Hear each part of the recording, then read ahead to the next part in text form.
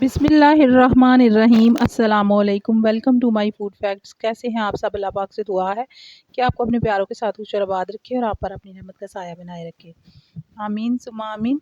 मैं बना रही हूँ आज चिकन फजीता पास्ता। तो ये बहुत ही मज़े का बनता है, बहुत ही इजी और जल्दी बन जाने वाला है। तो ये मैंने बेक पार्लर का मैक्रोनी ले ली थी स्पाइरल शेप में, और साथ में मैंने थोड़ी सी स्पैगेटी भी ली है।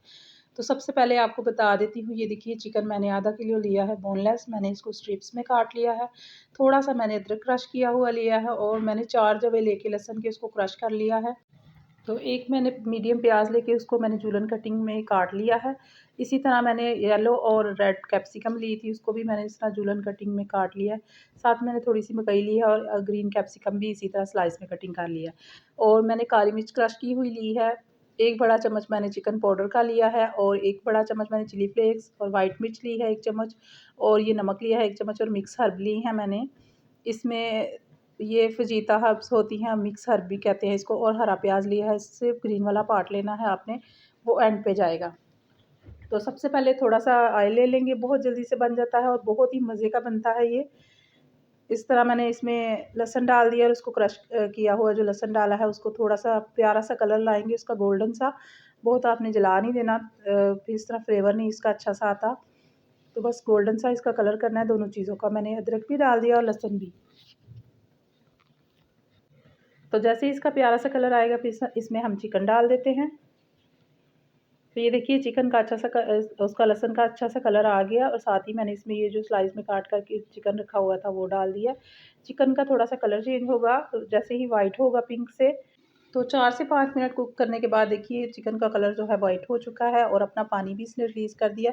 साथ ही मैं इसमें सोया सॉस के 3 बड़े चम्मच डाल दूँगी। ये मेरी होममेड सोया सॉस है, और जो न्यू है मेरे लिए वो मेरी इस रेसिपी को ज़रूर फॉलो कर सकते हैं।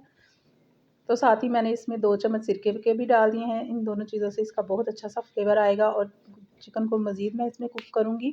और फिर इसमें स्पाइस डाल देती हूँ। ये देखिए जो मैंने आपको स्पाइस बताए थे, काली मिर्च मैंने खुद ही इसको कूटा है, मोटा-मोटा रखा है, और चिली फ्लेक्स है, और साथ में सफ़ेद मिर्च है, नमक है, और हमने इसमें चिकन पाउडर भी डाला है। तो इन सारी ही चीज़ों से इसका अच्छा सा फ्लेवर आएगा। चिकन पाउडर के अगर आप ना डालना चाहें तो इसमें आप क्यूब्स भी डाल सकते हैं इसकी जगह पे। इसलिए नमक को मैंने थोड़ा कम ही रखा है। सारी ही चीज़ों में नमक होता है, तो नमक मैं टेस्ट करके फिर डालूँगी। तो ये देखिए अब सारे प्याज और शिमला मिर्च और ये जो भी रखी हुई थी मकई में, सारे कुछ इसमें डाल देती हूँ। इसको सिर्फ़ हमने 2 से 3 मिनट पकाना है। इतना पकाना है कि इसका अपना पानी रिलीज़ ना हो, लेकिन ये क्रंची-क्रंची ही रहे, और ना ही इनका कलर चेंज हो। तो मीडियम फ्लेम पे हम इसको पका लेंगे। इसको अगर आँच कम या करेंगे या फिर अ, कम रखेंगे, तो फिर ये हमारी जो सब्ज़ियाँ इनका अपना पानी रिलीज़ हो जाएगा, तो वो फिर अच्छा नहीं लगता। तो कलर इनका चेंज नहीं करना, इतना सा ही बस कुक करना है, ताकि ये क्रंची-क्रंची मुँह में आए, तो इनका मज़ा भी आए और फ्लेवर भी अच्छा सा आए।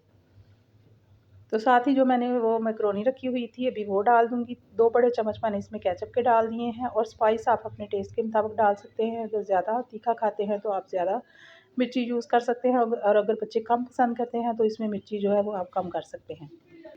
तो ये देखिए सब्ज़ियाँ कितनी कलरफुल सी लग रही हैं, उनका टेस्ट भी बहुत मज़े का बनता है। तो जो मैंने पास्ता बॉयल करके उसमें ऑयल डाल के रख दिया हुआ था स्टेन करके, उसको डाल के अच्छी तरह से मिक्स करेंगे, और मैं सिर्फ 2 से 3 मिनट इसको दम पे रखूँगी, और उसके बाद हम इसको हरा प्याज डाल के तो फिर उसको सर्व करेंगे।